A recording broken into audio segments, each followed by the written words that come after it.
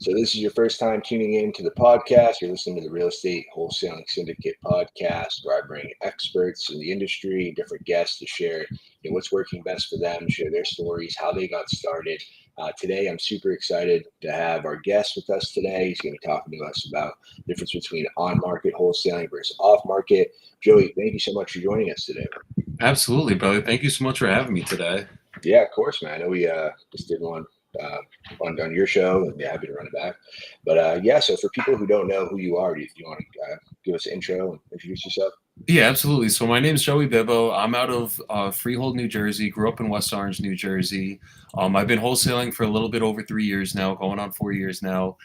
Before wholesaling, I was in the insurance world. I was doing financial advising with Mass Mutual, and I did that for about 3 years. It was all commission, kind of like wholesaling, and then failed in that. Went into wholesaling, or basically quit in that. Was failing, obviously. Went into wholesaling, and then went all in basically the beginning of COVID. It was like right before COVID actually started was when I started like learning about wholesaling. Started taking action, I think May that year. I went all in. Nice, that's awesome, man. So what's the journey been like for you since starting then? And I feel like a lot of people don't like to share, but if you've been in entrepreneurship for any amount of time, it's a roller coaster. It's lots of ups and downs, and kind of want to share like how the journey's been. Oh yeah, so it has been a struggle and a grind. So since I got in the business, I mean, even on the insurance end, it was just like calling, whole lot of meetings with people, and not too many conversions at first. Once I got into wholesaling, kind of the same thing. It took us 8 months to close our first deal. We ended up closing two deals in the same like week or two once we finally did. First deal was 15K, second deal was 20K. First deal was a nightmare, second deal was a blessing. Like it was literally just the easiest deal we ever did was that second deal. First one was one of the harder ones I've ever done. But it was so after that, I was like, we're rich. Like we made 35 grand at one time. Like this is freaking awesome. And then it took us another 6 months to close our next deal. Cause I just like we stopped marketing obviously when we were selling those two deals. And once we got back to marketing, our pipe was so like slow by then, like we didn't have more activity going out there. And I think we had switched markets like two or three times in that time period, like went to Arizona, then came back to Jersey.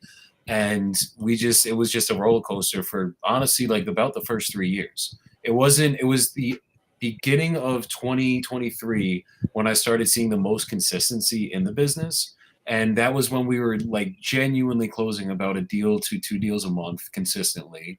And then that was when I had a little bit of a falling out with my old business partner. We're still best friends now, like it's one of my brothers, but we just like saw that we were not meant to work in business. Like we just had too many we both wanted to lead the ship, and it just we couldn't both lead the ship because we're leading in two different directions, and you can't have an effective corporation when you're leading it that way.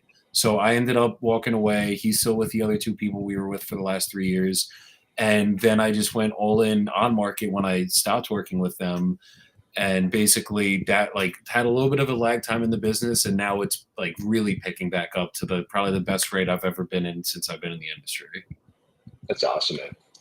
No, I appreciate you sharing that. Yeah, definitely a lot of similarities. When I started, first one was a nightmare. The second one was the easiest deal I've ever done. Still to this day. And Same. not with this business, but my first business, yeah, same thing. I had a buddy, and then it just didn't work out as a business partnership. So, but definitely live and learn, and yeah, the cool thing is you take all the experience with you. So, no, absolutely. Awesome, man. So the first two deals you did were those off-market deals? Yeah. So for the first 2 years, everything was off market, direct to seller, and all we did was cold call. Yeah. So what made you decide to make the switch on market? Brokenness. Yeah. Like straight up, like going dead broke, falling. So what happened was in 2022 I like was trying to get VAs for the longest time. I was like, we just got to pull our money together, get the VAs finally, because we knew that like we were doing everything. We were cold calling, following up, TCing, dispoing, like the whole nine. And like at one point it was everyone would still cold call, and that was like their main task, and I was still doing every other hat in the business. So once I started, I went to Ecuador on vacation, found a couple guys that spoke really good English there, and I'm like, these guys could be our VAs. So I hired them, started training them for about a month. I was training them, and when I stopped doing the full acquisition side of the business, we all fell flat on our faces. and we had to make a big change because we didn't have money anymore, and we were like, we can't buy more data to keep cold calling. So, but we know we can do this business. We've already closed, I think by then it was like at least 10 deals by now. Like we know what we're doing, but this clearly just isn't working. Us on a trying to cold call. The VAs didn't work right now. We don't even have money to pay for them anymore. So then we started JVing with people. And then I had no idea how to JV. Like I literally had like 18 deals in my possession at one time, thinking that we are going to close all of them, not even with one JV agreement in place. Like, you know what I mean? Like it was just like daisy chain deals. Like people just send you stuff. And I'm like, oh, like there's a lot of money to be made here. Like these all look like good deals. Not to realize that like you need to have control of the paper the same way that you're traditionally wholesaling to be able to get these done. So then that end of end of the summer last year, we went like that was like probably lowest of lows of brokenness for like all of us. Like it was just a fucking struggle. And then we had to figure out how to JV the right way. We closed an on-market deal during that time period. And then we did about like 50 or 60 grand just in assignments in JVs over the next like 3-4 months. And then I look back and I'm like, we're making money, but like we're not getting to where we need to be. Like we're all still check to check right now. So we decided to, like for me, I was like, we got to go on market because with these JVs, like, yes, you go on Facebook, you reach out to wholesalers. There's going to be wholesalers that need help selling your deals. But now I'm solely depending on them to bring us their deals. And I have no control over when their next deal is coming. And if I just keep reaching out to new people on Facebook, it's like we weren't getting the traction I wanted. So then I was like, we got to go fully on market because that's another free channel that I've already made money in. So then we started going fully on market. And then that was beginning of this year, all in on market. My guys at the time were still JVing with people. I was doing all on market. We did like a 35K assignment in one deal in Newark, New Jersey. And that was the deal that was like at that point, I'm like, I'm going into PPC. Like now we got a little bit of money. I want to do PPC because I know it's way easier. And then I started getting mentored by Aaron Bevins, and Aaron was like, dude, like look at your numbers on market and you're spending $0 on this. Like you got to keep it going on market. And that's when I went all in on market, got with it. We started the 90-day challenge, I think by like August. And then the rest was just history from there. Nice. Yeah, that's awesome. It's great to have like mentors, people you talk to that just have that outside perspective too. So I feel like sometimes you can be too close to it when you're in the business and you see it. So, and it's like, that's the type of stuff like I don't think I would have seen by myself. Right. For me, I'm like, yeah, I know I did on market. I know I made deals here, but it's like PPC is way easier. Like like they're coming to us, so why would I not do those? But at the end of the day, it's like, dude, it's where your money's at. Like if you have enough money to pay a high budget for PPC, then like absolutely go into that avenue. But if you're still bootstrapping where I was when I first got into like the on market stuff, then run your bag up that way and then have the plan to eventually go into the PPC stuff. Yeah, no, that makes a lot of sense. So I feel like we probably should do this first, but for people who don't know, they're brand new. What is on market wholesaling? What is off market wholesaling, and what are the main differences?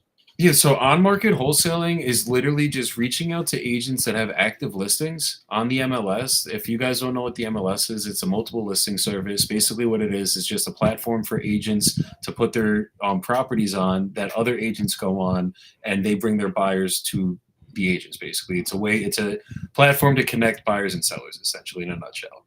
So the strategy that we do, I mean, in wholesaling, a lot of people, when they hear about the industry, they think like you have to go direct to seller off market, meaning like there's not a listed property. It means like we get to the seller before the agent gets to the seller, and then we negotiate. And then when you do it off market, there's no commissions involved or anything involved. We pay the closing cost and take it as is. That's how we talk to the sellers when it's direct to seller. But when it's on market, it's a listed property, and we're going directly to the agent, so we're no longer dealing with the seller. We're only dealing directly with the agent when you're doing an on-market deal. Nice. Yeah, it makes a lot of sense. So what are like the big differences, like as far as what challenges do you have on market, or what are the pros and cons, I guess? So on market is easier in terms of you don't have to spend money and the deals are already there. So like once you do find a way to get the good deals, the conversion ratio is definitely a lot higher. Like you don't have to make as many offers to get a contract as you would with like, let's say, a cold calling campaign. So on that end, it's like that's where it's definitely easier. However, with the inspection period or option period, as everyone says in Texas, you get a way shorter time because you're dealing with an agent. So it's a lot harder to get like 30 days for an inspection period or option period when you're dealing with the agent, because the agent's way savvier than your average homeowner. So they understand, like, wait, why do you need 30 days to go look at the property? And even if you're telling them straight up you're wholesaling it, like, they're just usually like, they're not used to giving that long of option periods unless it's like a big commercial deal or a land deal that, like, there's things involved that need to get it. So they're usually not going to give it to you. So because of that, selling deals on market is definitely a bigger challenge, just by that mere fact, because you don't have enough time to get those deals in front of the investors that are going to buy it. Because if you only have 14 days to sell it, then it's a lot harder to sell a deal in I mean, just by basic math, if I can have 30 days to sell a deal and it takes 30 days to get in front of all the people I need to get in front of versus the 14, then depending where your market is, it's going to be a lot harder to sell that deal. Mm. So one of the biggest things I've learned, and I was talking about this on the live like 20 minutes ago, but one of the biggest things that I learned with on market is the best way to do it and the most effective way is you got to stick in the metros. Like, you can't, like, a lot of the deals that I locked up that I had to cancel on market during the challenge, they were in like really far out towns that, because like we would just build like take like a whole list from the MLS and it would just have every town in that MLS kind of thing. So a lot of the deals when it's kind of goes the same thing off market too. But I guess the difference is if you're off market and you can have that longer inspection period, if you're in like a 50K or lower population, you could still move that deal. It's not like you can't sell deals in the middle of nowhere. It's just a lot harder and a lot more time consuming. So if you have 30 days to get it sold, your probability of selling that deal is a lot higher than if you have 14. So what I've noticed on the on-market channel is it makes way better sense to go just like target the metros, target the secondary markets. Like, don't go after like these smaller markets that we're not going to be able to move the deals in, then you're just going to be wasting your time, the realtor's time, the seller's time a lot more. Yeah, that makes a lot of sense. So what were some of like the biggest mistakes you made when you first started doing on market? Probably one of the biggest mistakes. So for the challenge specifically, the biggest mistake I saw was literally no CRM. Like, I just did everything off of Google Sheets, and I knew that lesson already. I just was like, we came up with the idea in the snap of a dime and just were like, let's just do this, and just went right in. But I think the biggest mistake was literally going into those bad markets, or like going into like the middle of nowhere, getting deals there that were super discounted, and then only having those 14 days. I think that was probably one of my biggest mistakes. And then also bottlenecks for on market. Like, if you only have those 14 days to dispo a deal, you better, if you're using Investor Lift as your dispo platform, or if you just have a buyer's list, whichever method you're choosing, like, you only have 14 days. The second you lock that contract up, it immediately needs to get out there. You can't wait 2, 3, 5, 7 days to put it out to your investors. Like, the second it gets locked up, if you're not on the ball, you're already like winning. You're already losing an uphill battle because you only have 14 days typically. Right. That makes sense. Now, do you ever have any pushback from any like the buyers? Like, oh, this was on, like, wow, is this on the market, or saw this was listed? There will be the pushback from buyers like that. But honestly, at the end of the day, like, if there's money for the buyers to make, if that's what it is, it's an ego thing with that buyer. You know what I mean? Like, if they're like, oh, I saw it at 160 and you're selling it to me for 120, I could have negotiated it at 120. And it's like, look, I understand that, but I have the contract right now and I do have other guys interested. So like, if that 120, and like when I'm selling my deals on the dispo and I'm showing them what they can make, and I'm like, this is where you can make. If that makes sense for you, great. If not, then we keep it moving, kind of thing. I like that. But that is a big objection you will get, is like, oh, well, I could have got it for that. It's like, cool, but we're here right now. Exactly, but you did it. No, that's great. No, it's a great way to handle it. That's awesome. So what are you doing? So like, if someone's brand new, they want to get started, say, hey, I'm gonna go on market. What do you do? Like, is there like certain criteria you're pulling from the MLS? Is there a certain way you're stacking the list, or that you're looking at deals, or how are you evaluating them? I guess it's a lot of questions in one. But how do you get started, I guess? Yeah. So basically, bare bones, if you guys want to get started doing the on-market channel, if you don't have too much money to spend in marketing, or you just bootstrap budget, whatever it is, the first thing you do is you go into redfin.com. I used to go into Zillow, but redfin.com, you can filter out for time, and then go after properties that have been listed for 45 days plus on Redfin. So that means that they haven't sold for whatever reason. And once you find a property that hasn't sold for whatever reason, usually it's because it's overpriced. Now it's our job to go in and negotiate that price down and get it under contract to give it to our investors. So the criteria past that, it's 45 days, and then you can do what's called a keyword search. In the keyword search, you put in as is, investor special, handyman special, or just investor, cash only. There's like a bunch of different investor filters that you could filter out for, but the simplest ones are as is and investor. So if you want to keep it super simple, those are the two I'd go after. And then you go in and then you literally look for properties that look like they need some work, and then those you add to your list. And then basically I build a list. I put a Zillow link on it if I'm in a disclosure state, meaning like the MLS is or the actual sold comps are accurate. If it's a non-disclosure state like Texas, for example, then I'll still do the Zillow link just so that I can see the pictures of the property. But then I'm going into like a Propelio, a Privy, or the actual MLS itself, and that's how I'm going to comp it. But the reason that I'm doing the Zillow link for the the disclosure states is because I comp on Zillow and when I'm in disclosure states. So I'm literally just double clicking that link in whether it's a CRM or a spreadsheet so that I just have that property right up and ready for me. I know like I have two side by side, so I know what that property looks like, that's in Bass, what neighborhood it's in. So when I go into Zillow to comp it, everything's like right there. Nice. That makes a lot of sense. And yeah, as always, if you guys have any questions, make sure to drop them in the comments, and we'll go ahead. We'll get them answered in the Q&A portion once we transfer over to that. But I know I've been getting a lot of value, man. So that's great. So what are you? What's your process from there? So you have the list. You have these ones. They look like these look like they might be good ones. Are you running the comps real quick there too to see like this one looks like the same? Or you just anyone you're just going to get an offer of this one soon?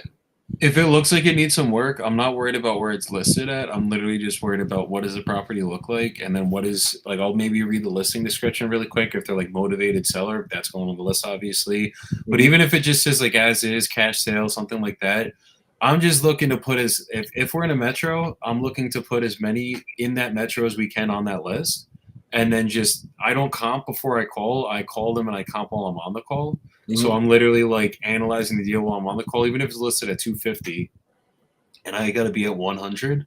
Like if it's listed at 250 and I got to be at 100, there's a reason why it hasn't sold. And usually it's extremely overpriced. The first thing I'm asking the realtor is like, is it the seller or is it you kind of thing? Like that's not the first question I'm asking them, obviously. Yeah. But when we're getting into the negotiation side of the sale, like I'm literally like what I try to get that out of them. Like, is it you that's seeing that or is it the seller that's unrealistic kind of thing? And if it's them that's seeing it, where'd they get their numbers from? And then I'll try to educate them on like, yeah, 250 might be our ARV, but like your house is going to need 60, 70 grand of work to get that 250. That's why I got to be at the 100K kind of thing. It's awesome. So what else happens during those conversations with the realtors? I know like realtors are notoriously hard to get a hold of. Like how many times do you hit them up like before you move on to the next one, or you just keep hitting them up? I double dial them and I'll shoot them a text and sometimes leave them a voicemail. To be the most effective, some of my newer acquisition managers that are working for me now, they'll do all four, I guess. They'll do a call, text, voicemail, and email.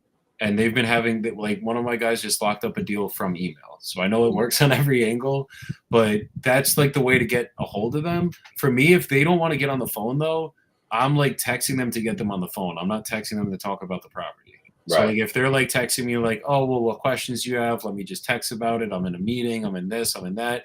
I'm like, let's get on a call. Like, what's a good time to get on a call? It's way easier if we get on the call. Like, what's a better time to speak kind of thing. And then if they're one of those people that just won't get on the phone from me, I don't do business with them. So I kind of just keep it moving because like I'd rather it's like you're already being difficult to get on the phone. So like you're probably gonna be more difficult in other parts of the transaction anyways. So for me, I'd rather just find the next person that is gonna be that needs my help kind of thing. Like if a realtor, that's really what I'm looking for on the on market channel is like a realtor that needs my help moving their deal. That is your avatar realtor you want to find to get deals done on market.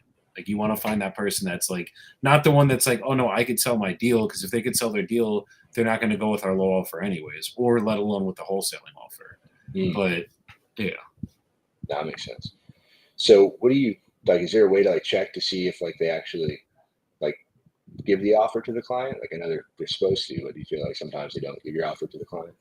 So I feel like there's no real way to check that. Mhm. But what I do is I'm almost positive if I'm not a realtor, so I don't know the exact rules, obviously. But from what my understanding of everything, if you put it in writing, they have to present it legally. Mhm. So I always tell them, I'm like, I'm gonna just send you a proof of funds. Sorry, I'm gonna just send you a letter of intent that's gonna basically just go over the terms of our offer. I just want to show the seller that we're actually serious.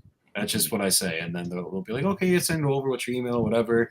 But the biggest thing too with the on market stuff, so you know the agent. Not only are they presenting our offer to the seller, you need to make sure the agent is conveying it in a positive manner. Like you don't want to be that guy that you shoot an 80K offer and now the property's listed at 150 and the agent's like, oh yeah, another one came in at 80K. You know what I mean? Yeah. Like you want to be like the one that it's like you want the if the agent doesn't have the belief in your offer, they're not going to convey it correctly to the seller, and the seller will never accept that offer. They're not going to feel good about it. So my goal when I'm on these calls too is to get the agent to be on my side and understand like, yes, this might be a low offer, but like this is why it is so low. Not like I could be at 80K and that's it. It's like this is why we're getting here. This is what I'm seeing, and I try to make sure they agree with me so they can see what I'm seeing. And now when they go back to the seller, it's like a way better conversation than like, oh yeah, another 80K came in. Right. Yeah, that makes sense. Yeah, I feel like that's really all the difference. What do you do to? Is there like anything you do to try to get the agent on the same team as you and get him to present the offer the right way? I think it's more just going over the numbers and letting them understand like I am the expert in this. Mm. Like you may be the retail person and I'm not, and I don't try to walk like on top of the agents and try to sound like I'm better than them. But I just want to distinguish myself as the expert in terms of like I do know what I'm talking about. What I'm saying there is like validity behind it. I'm not just like throwing numbers on a wall and hoping it sticks. And then like I think the way that I combat that is obviously when I'm talking about the comps with them, like an agent knows if someone knows what they're doing or not. I feel like at the end of the day, like if I'm talking about comps with you or going over properties, going over the actual construction of a house or how like a house looks, like I think the best question I always ask is they'll be like, how's the electrical, HVAC, and plumbing? And they'll be like, oh, everything's good. It's in working order. Be like, it's a 1950 build. Is it brand new? Like, is it original to when the house was built or have those things been updated? And then once I start speaking like from my experience, I think that just solidifies me like, okay, this guy knows what he's talking about. And now they're going to trust me and convey it to the seller. Obviously, once I get them to understand, I'm not lowballing too. Right. Yeah, it makes a lot of sense, especially telling them this is how I came up with the offer, as opposed to being like, here's the number. Exactly. And honestly, because I'm still doing a lot of off market too. Mhm. I'm like literally telling the seller it too. I feel like you were doing that too as well. Like I'm kind Yeah. of telling them like it's not just 60K or 80K. It's like this is what I could sell it for. This is how much it's going to cost me to fix it. That's why I'm coming with this number. And then when they tell me no, or if they tell me no, now I could go back and be like, these are your options. Like Mhm. now it's going to cost me 100 grand. It's going to cost you 100 to 120 grand because you don't have your contractors. If you have the bandwidth to do that, then do it. But if not, then that conveys to them like, okay, maybe I should take this offer kind of thing. Right. Yeah, I feel like it's a much easier pitch, and you're actually showing where the value is, and you're competing against. Hey, maybe you might make an extra 10K. It's going to take you 3 more months, as opposed to they're thinking they're making an extra 100K. And I feel like that's the biggest thing is like they're like, no, I could sell it at 200 like right now. And it's like once you educate, whether it's the agent or the seller, once you educate them and you're like, why you show them why they can't sell it at 200 right now. You show them a couple of properties that sold at 200, and it's like they know their property's not that one. Now logically they're getting behind the numbers. Then obviously we got to get them to make the emotional based decision to accept our lower number, but at least logically it's starting to make more sense for them. Where logically like 80K, I want 200. If you just tell me 80K, there's nothing logically that would ever make me sit there and accept your 80K. Right. That makes sense. Now, for as far as like competition level, I know it's like some markets are very saturated. There's a lot of competition as far as the off market. Do you find it's like the same for on market, or is it less competitive than off market? Like, It is just the same, bro. It's actually yeah. crazy because like I didn't realize there were this many people doing on market real estate until I did it like at this scale of like doing the challenge and everything. Bro, there are so many wholesalers doing what I'm doing right now. It's not even funny. Like there's a big group of people doing it. I feel like it's almost like spot on with the direct to seller channel. Yeah, okay. Because like there's so many deals I see fall out. Like they'll be up for 180 days or something, and they had like 4 or 5 contracts on them, and almost every time there were other wholesalers that had the deals before me. That's crazy. Yeah. I know it's being taught pretty heavily, and so yeah, it makes sense. But what do you think if someone's brand new, they're debating where they want to start? Do you think they can start on market or out? So for me, I think it's all about where their financial status is at that current moment. Like if they're starting brand new and they need to like literally like they don't have money to spend on marketing at all, then I say on market is literally the best channel, either on market or JVing with people. But if you've never done a deal yet, you probably should do on market because you don't know how to sell deals yet. So I'd say on market if you don't have any money. If you do have money and you can pay for some VAs, then I would say like get some VAs, get some data, or go straight into PPC, but PPC is way more expensive. So probably get some VAs, get some data, and then have the VAs do the cold calls for you. I used to be the biggest proponent for cold calling yourself. Like that's how I started, and I was like the biggest advocate for it. But what I once you understand the KPIs behind it, for me it doesn't make sense for somebody to go out there and do 200 calls every single day to get their first deal when it could take like literally a month to a month and a half just to get your first contract. And if that contract doesn't close, you're already done kind of thing. Whereas like with the on market, they're already selling, so you don't have to qualify the leads. So it's like you're literally going after people that already raised their hand that they want to sell. We know they want to sell. Now it's just a matter of can we get these negotiated at the price we can make money on? And that's the only battle that you have to face versus when you're direct to seller and you're doing the cold calling yourself and you're wearing every single hat. It's a lot like, and it's kind of funny I say this because I know like Charles Stanback is one guy that I know that he does this himself. Like he does the cold calling himself. He does the whole process himself. And he's he's earning, I think like 30 to 50 G's a month right now by himself in wholesaling, just doing that strategy. So it's like, I know it works, but for me, it's just like from what I experienced and what I went through, it's a painful process. So I'd rather people do the on market stuff just to get like their feet wet and just get like in the door, get some money in your pocket, and then build a strategy to get into the off market channel once you get your teeth punched in a couple times by these realtors and like you learn what a deal is, you understand how to do this stuff. Now you go into the off market channel with some money and you're going to be successful with that money as long as you're taking the right steps to be successful on the off market. Yeah, I like that. Makes a lot of sense. Cool. It looks like we got questions. So if anybody else has any, make sure to drop them in just a moment. We're going to go over to the Q&A portion. We'll definitely make sure we get them answered for you guys. So make sure you just hang out and stay tuned. So do you guys have like any, or do you personally have any like KPIs or anything that like numbers that you track in your business? Like you get so many offers, you make so many calls a day. So when we first started the challenge, before we started like really making a lot of offers, it was about like 20 offers to a contract when I first started the challenge. But then once we I started just blasting out offers. And honestly, I think the numbers might still be that good, but because I didn't have the follow-up system like tuned in for the challenge, I think that bottlenecked me a lot on my acquisitions. So I'd say it's probably like right now it's probably about between 30 to 50 offers to get a contract on market if I want to be super, super conservative. But I mean, I've had people that tried this strategy and did 10 offers and got a contract before. Like it is possible, but for your average person, it take between 30 to 50 to get a contract. Okay. No, those are offers, right? So exactly. Awesome. And then I should have asked you before, but what is the challenge? You want to explain what the challenge is that you're doing? Yeah, so it's a 250K and 90-day challenge, and it's only on market. So since we started the challenge, they'll only go like I've closed other deals in the business, but they didn't count for the challenge because they weren't sourced on market, and they were from the day the challenge started till now. So yeah, so this challenge, I mean, it's been a freaking struggle, honestly. But I got a couple like. I have a 10-unit building in Staten Island that I'm hoping to assign for about like 100 to 200K.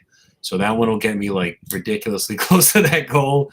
But the challenge is over next week, so I'm just hoping that one gets assigned by then, but it will not be closed and funded by then. Yeah. Nice. Yeah, that's badass. Now, are you saved all the recordings so can people go back and watch them all from the beginning? Yeah, all the recordings are on my Facebook, and most of them are on mine, and I was doing them with Aaron Bevins for a while, so they should be on his Facebook as well. Nice. How did you come up with the idea to do the challenge? Or what made you want to do it? Yeah. Certified letter Wait, give me 2 seconds.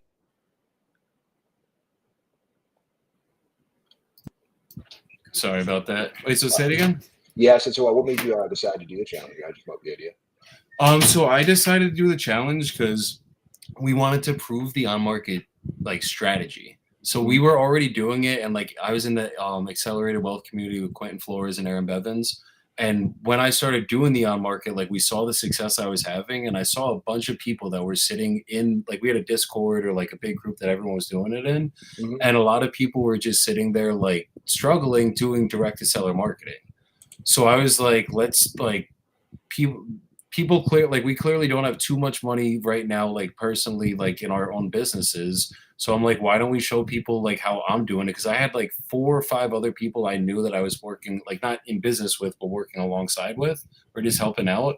And they were like sitting there just like struggling, bro, like on a dialer, calling every single day, like taking action. It's not like they were like not taking action. They were taking so much action, but they just were never getting conversions. And I was like, man, this fucking sucks. Like, I don't want to see people because like I was there, like I was in that exact seat.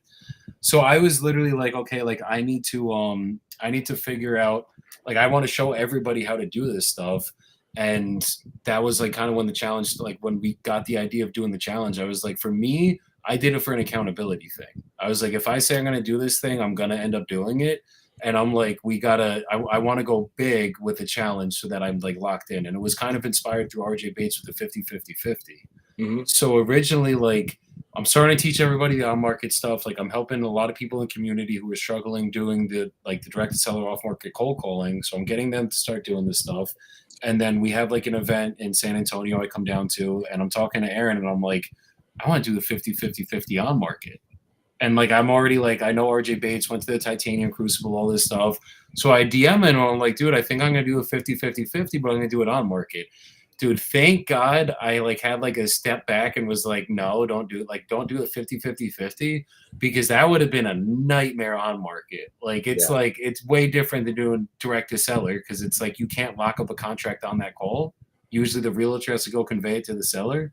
Mm-hmm. So then I was like, instead of doing 50-50-50, let's just do a financial goal.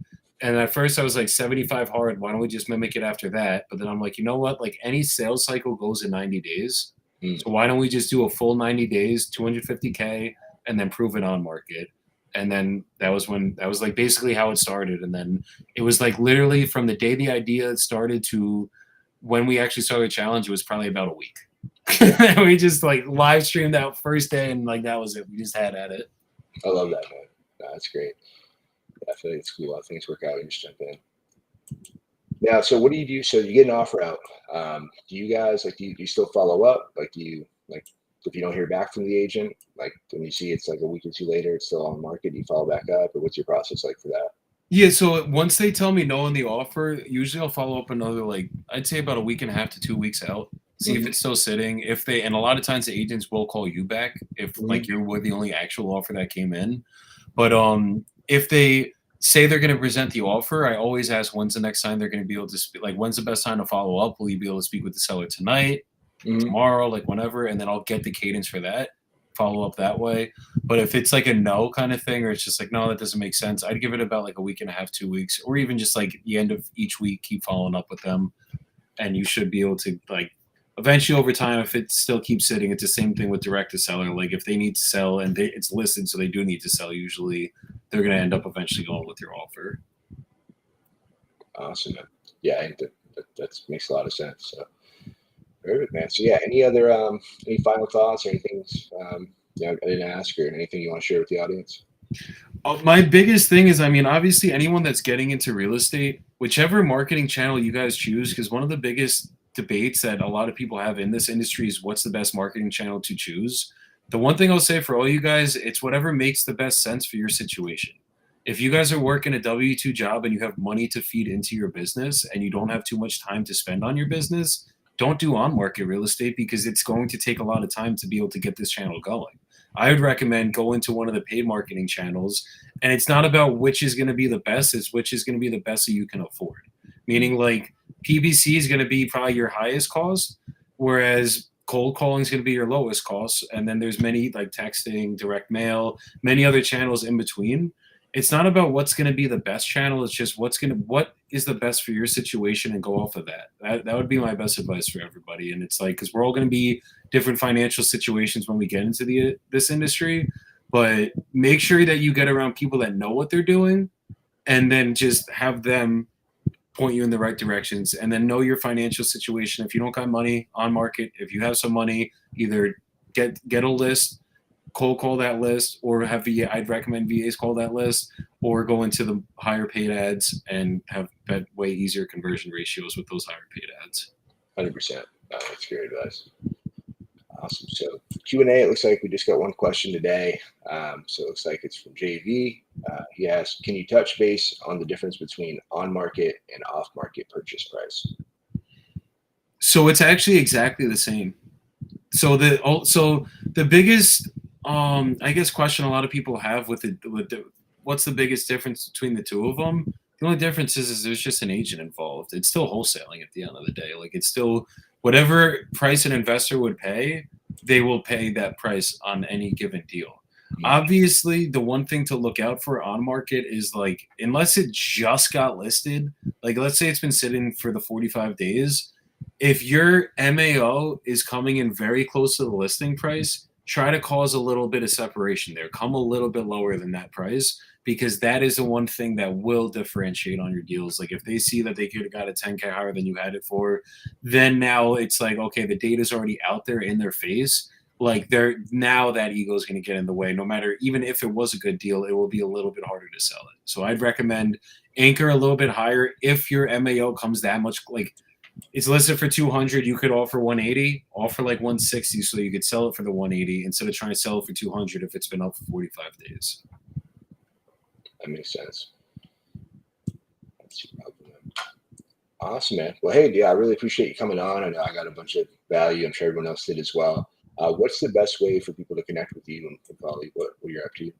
Connect with me either on Instagram or Facebook. If you guys need me, just reach out to me on Instagram. I'll give you guys my number, and I'm here to help anybody that needs help in this industry. So just hit me up. I'm here for you guys, and I got 3 years of experience to bring value to y'all. So we got you. Awesome, man. What's your handle on Instagram? Joey Bibbo on Instagram. Perfect. Awesome, man. Well, thanks again for coming on, and yeah, thanks everybody for tuning in.